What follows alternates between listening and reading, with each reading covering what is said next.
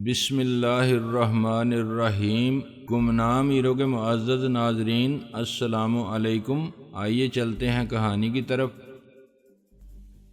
وہ پیچھے آ کے بھی ڈنڈا اسی صورت میں مار سکتا تھا جب کھانا چھوڑ کے وہ فوراً میرے پیچھے خاموشی سے آ جاتا، مگر یہ دونوں امکانات میں نے مسترد کر دیے۔ ٹیبل پر جمع ساری خوراک کو پیٹ کے اسٹور میں منتقل کیے بغیر تیمور کا اٹھنا محال تھا، اور اتنی خاموشی سے میرے پیچھے آنا کہ مجھے پتہ بھی نہ چلے ناممکن۔ میرے کان بھی بہت تیز ہیں۔ ایک بار مجھے شک ہوا تھا کہ کوئی چیونٹی میرا تعاقب کر رہی ہے، اور میں نے پلٹ کر دیکھا تو واقعی میرے پیچھے ایک چیونٹی آ رہی تھی۔ خیر، بریف کیس جائے جہنم میں، نہ مجھے ہیروں سے دلچسپی اور نہ کھیروں سے۔ یہ بھی معلوم ہو جائے گا انشاءاللہ کہ میرے سر کو توڑنے کی کوشش کرنے والا کون تھا۔ زیادہ اہم اور سنسنی خیز سوال یہ ہے کہ وہ میری مبینہ منکوحہ رخشندہ عرف رخشی، جو میرے بیڈ پر تقریباً اسی ہوشربا اور پرکشش پوز میں دراز تھی جیسے یہ کار پوسٹر والی حسینہ کھڑی ہے، وہ کہاں گئی؟ میں نے پوسٹر کو بغور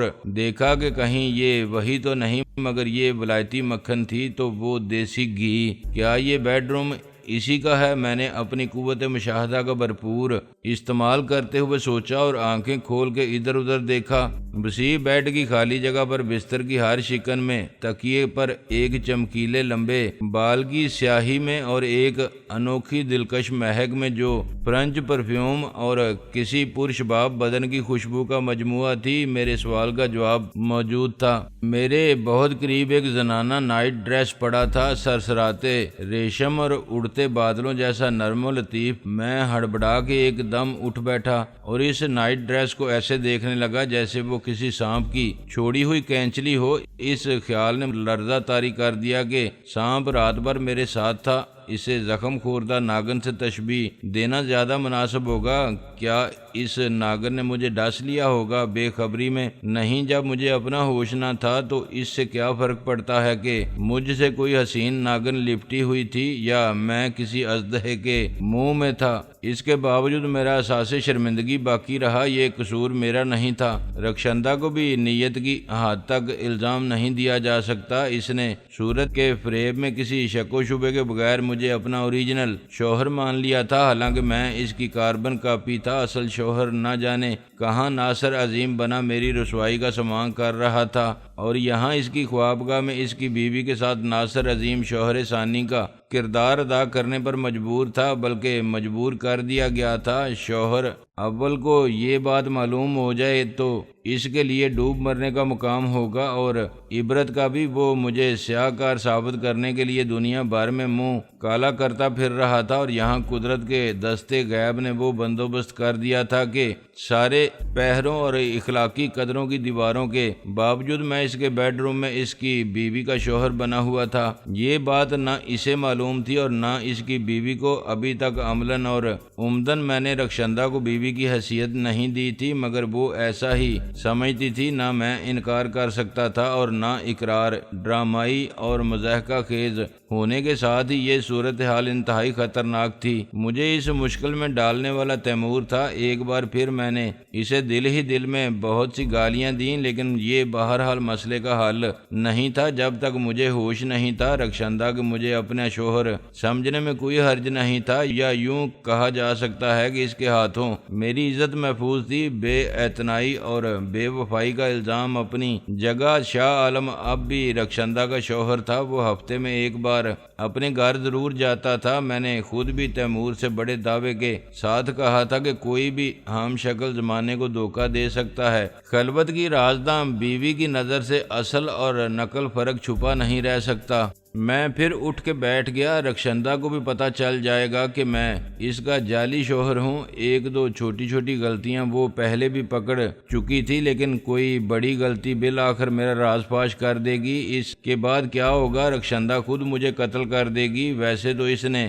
بہت قتل کیے ہوں گے، تیرے نگاہ سے اور خنجر ابرو سے اور حسن کی تیغ بے نیام سے، مگر میرا قتل قدرے مختلف ہوگا۔ اس کے لیے شاید وہ مجھ پر توپ چلانے چلانا یا ٹینک چڑھانا چاہے گی مگر ریوالور جیسی کوئی چیز اسے ضرور دستیاب ہوگی۔ عورت سب کچھ کر سکتی ہے لیکن کیا رخشندہ جیسی عورت میں اتنی ہمت ہوگی کہ وہ سچ مچ ایک قتل کر دے اور اس کے بعد کے مسائل سے بھی خود ہی نمٹ لے، مثلا لاش غائب کرنا اور جرم کا ہر سراغ مٹانا۔ حقیقی زندگی میں بڑے بڑے سورما قتل کرنے کا سوچتے ہیں تو اپنی لاش کو پھانسی کے پھندے سے دیکھ کے ٹھنڈے پڑ جاتے ہیں۔ رخشندہ کیسے قتل کر سکتی ہے؟ کیا وہ قتل کرا سکتی ہے؟ وہ گھر میں رہنے والی عام سی عورت ہے، اس کا سیاست سے دور کا بھی تعلق نہیں کہ کسی پروفیشنل یعنی پیشہ ور قاتل کی خدمات حاصل کرے۔ شاہ عالم اس کا شوہر ضرور سب کو جانتا ہوگا کہ اس شہر میں کون کیا ہے اور کیا کر سکتا ہے، مگر رخشندہ تو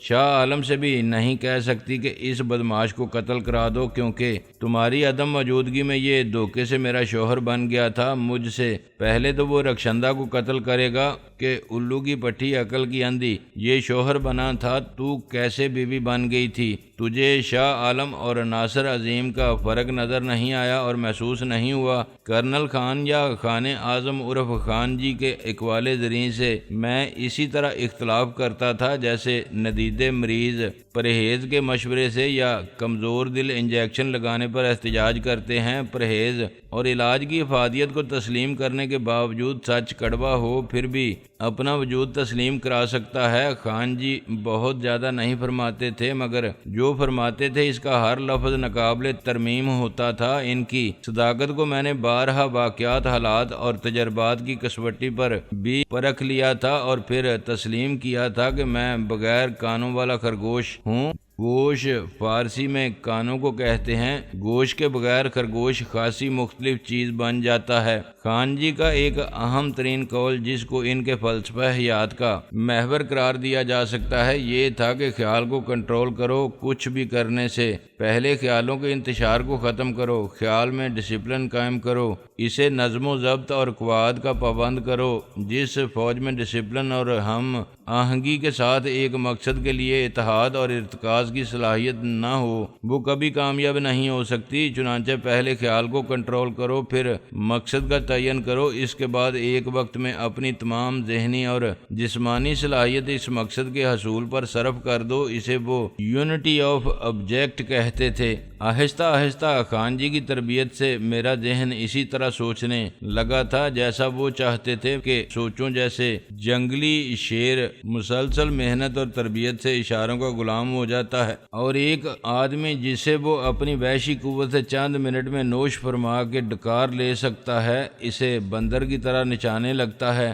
ایسی ہی کیفیت میری تھی۔ میں بھی جنگلی شیر تھا، بے مہار اونٹ تھا یا بحر ظلمات کا گھوڑا تھا۔ خان جی نے مجھے سدھا لیا تھا اور اب ایک طرح سے میں ان کا ذہنی غلام تھا۔ سوچتے جاگتے میری سوچ ان کے تابع رہتی تھی، بالکل اس شخص کی طرح جسے ہپناٹائز کر دیا گیا ہو۔ مجھے ہمیشہ یہ شک رہا اور آج بھی ہے کہ کرنل خان کے پاس کچھ خفیہ پر اسرار اور مافوق الفطرت قسم کی قوت یا صلاحیت ضرور تھی جس کو وہ کسی مداری کی طرح کام میں لاتے تھے تو میں بچہ جمہورہ ہو جاتا تھا، میں اپنے آپ پر اختیار سے بھی محروم ہو جاتا تھا۔ ہر مداری کی طرح وہ بھی کہتے تھے کہ بچہ جمہورہ جادو کوئی چیز نہیں، سب نظر کا دھوکہ ہے، ہاتھ کی صفائی ہے یا خیال کی طاقت۔ اس وقت بھی میں نے خیال کو کنٹرول کیا۔ میری جگہ کوئی اور ہوتا تو آنکھیں کھولتے ہی چیخ پکار کرنے لگتا، چلانے لگتا کہ کوئی ہے، دروازے بجاتا اور باہر جانے کی کوشش کرتا۔ دروازے مقفل ہوتے تو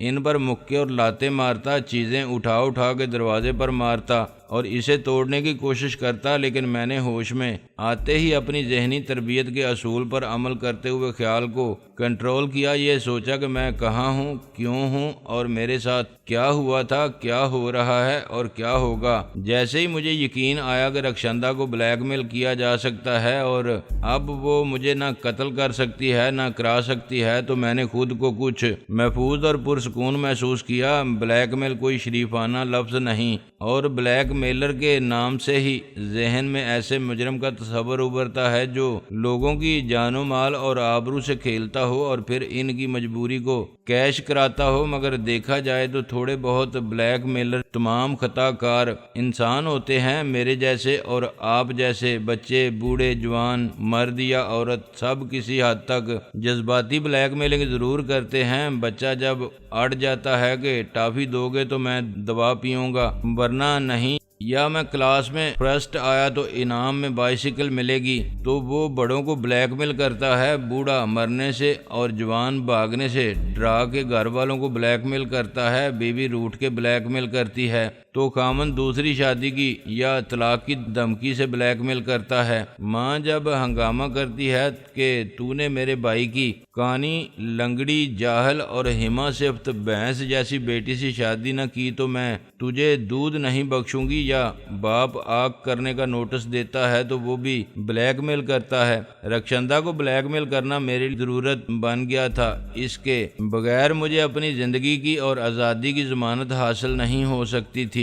خود مجھے تیمور نے جس طرح بلیک میل کیا تھا، اس کے بعد میرا جوابی طرز عمل شریفانہ ہونے کا سوال ہی پیدا نہیں ہوتا تھا۔ میں اتنا احمق نہیں تھا کہ میرے سامنے پاگل کتا ہو تو میں پتھر مارنے کے بجائے اپنی ٹانگ آگے بڑھا دوں، کوئی مکہ مار کے میری بتیسی باہر کرنا چاہتا ہو تو میں حساب لگاتا ہوں کہ نقلی بتیسی پر کتنا خرچ آئے گا، پھر میری ٹانگ توڑ دے تو میں سوچنے لگوں کہ بیساکھی کہاں ملتی ہے۔ مزاحمت اور مقابلہ اور زندگی کی حفاظت کے لیے آخری سانس تک جدوجہد کے ساتھ دشمن کو نیست و نابود کر دینے اور جینے کا حق حاصل کرنے کے لیے ہر مخالف قوت کے وجود کو مٹا دینے کے لیے ایک جنگ ہر گھڑی ہر جگہ جاری رہتی ہے۔ فنا اور بقا کی اس جنگ میں صرف طاقتور باقی رہتا ہے، یہ قانون ازل ہے، قانون قدرت ہے جس کا اخلاقیات سے کوئی تعلق نہیں۔ یہ سب سوچنے کے بعد میں نے خود کو حالات کے دائرے کے سپرد کر دیا، ابھی مجھے خود کچھ کرنے کی ضرورت نہیں تھی۔ میں نے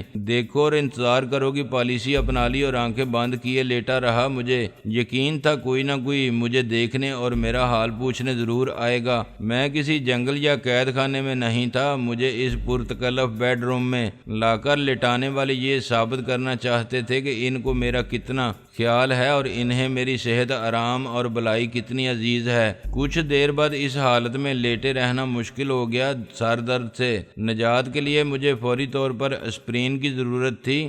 مجھے بھوک بھی محسوس ہو رہی تھی اور نکاہت بھی۔ اگر اس وقت مجھے ایک بہت بڑے کلب سینڈوچ کے ساتھ کافی کا ایک بہت بڑا مگ مل جاتا اور اس کے ساتھ اسپرین کی 3 گولیاں تو آدھے گھنٹے بعد میری جسمانی توانائی کی بیٹری پوری طرح چارج ہو جاتی۔ پھر میں ٹانگیں اوپر سر نیچے کر کے ہتھیلیوں کے بال کمرے میں چکر لگا سکتا تھا، خٹک ڈانس کر سکتا تھا، اور اگر امیر تیمور سامنے آ جاتا تو اس کو گنبد سمجھتے ہوئے چھت تک اچھال سکتا تھا، دیوار پر مار سکتا تھا اور فضا میں بلند کر کے کیچ کر سکتا تھا یا کیچ ڈراپ کر سکتا تھا۔ میں نے اپنی کلائی کی گھڑی دیکھی، اس میں 8:40 ہوئے تھے اور 17 تاریخ نظر آ رہی تھی۔ ایک وال کلاک کا ٹائم بھی تقریباً یہی تھا۔ طے شدہ طور پر یہ رات کا وقت تھا اور یہ نئے سال کے پہلے مہینے کی 17 تاریخ تھی۔ اس سے اندازہ ہوتا تھا کہ درمیان میں ایک رات گزر گئی تھی اور یہ اس کے بعد آنے والی رات تھی۔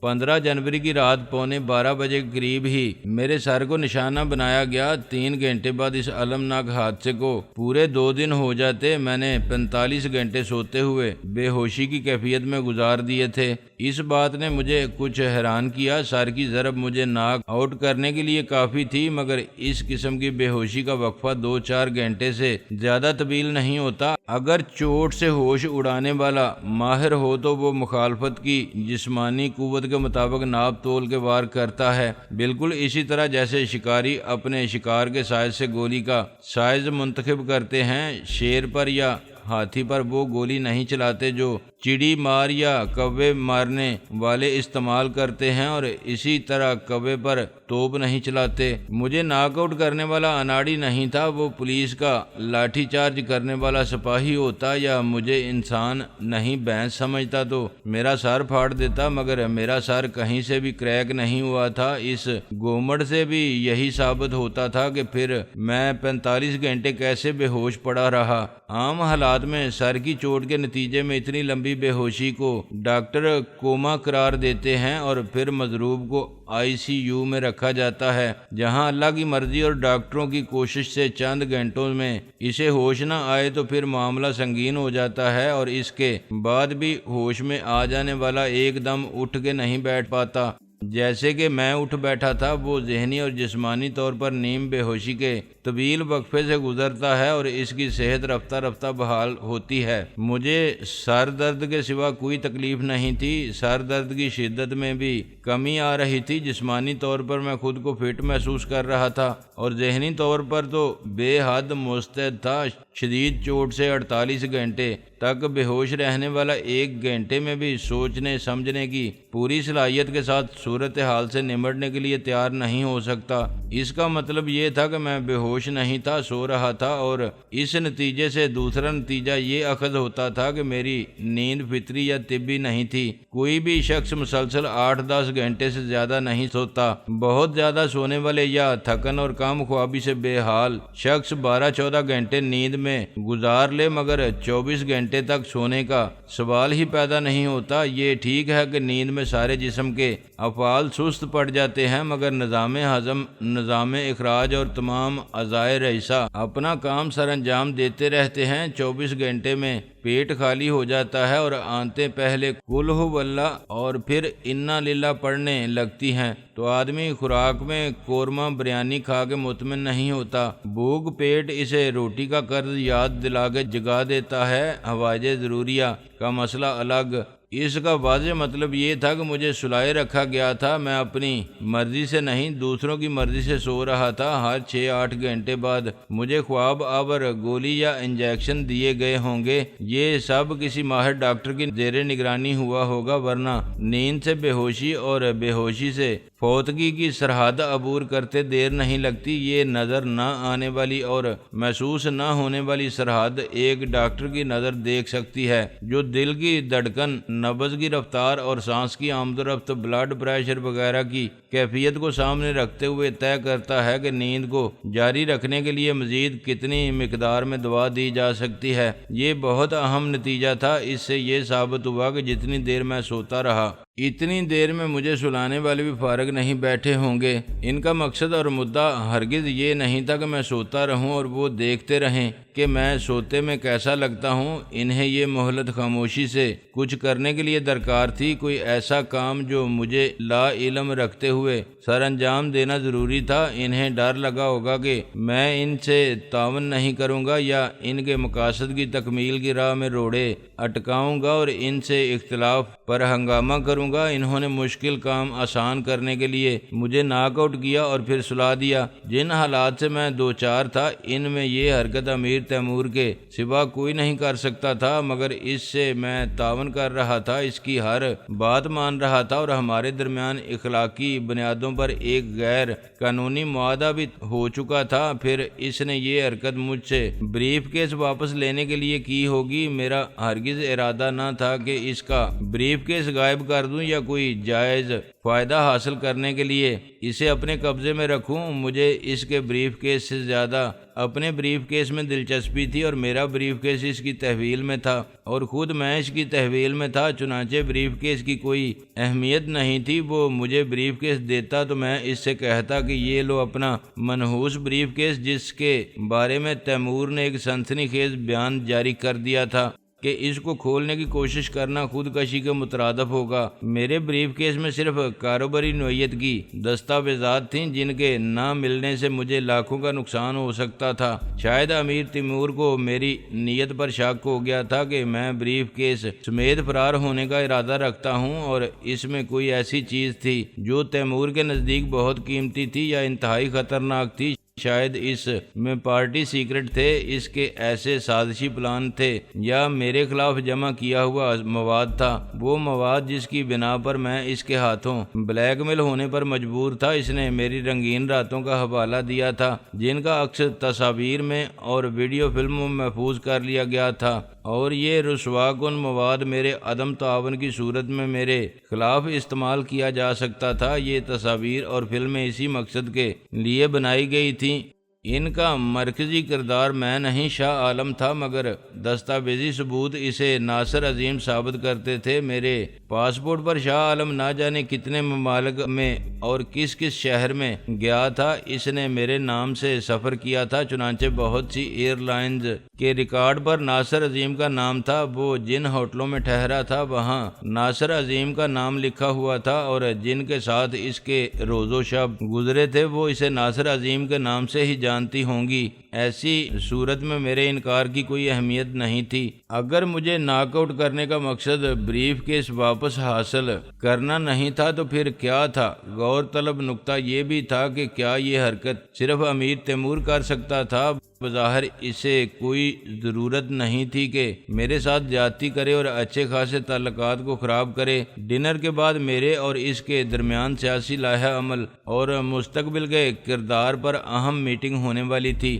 میرا ذہن الجھن اور انتشار کی کیفیت سے دوچار تھا۔ رہ کے میرے تصور میں رخشندہ کا وہ پوز آتا تھا جس میں وہ مجھے ہوٹل کے کمرے میں نظر آئی تھی۔ بہت پہلے میں نے الزبتھ ٹیلر کو فلم کلیوپیٹرا کے پوسٹر میں اسی طرح دیکھا تھا، اور بلا شبہ رخشندہ کا وہ انداز بھی کم توبہ شکن نہ تھا، لیکن اس سے پہلے کہ میں اپنی کافر ادا بیوی کے نظارہ حسن کی دعوت شوق کو قبول یا مسترد کرتا، میرے دل سے بڑی قیامت سر پر ٹوٹی۔ اب اس کا وہ انداز دلربا یاد رہ گیا تھا۔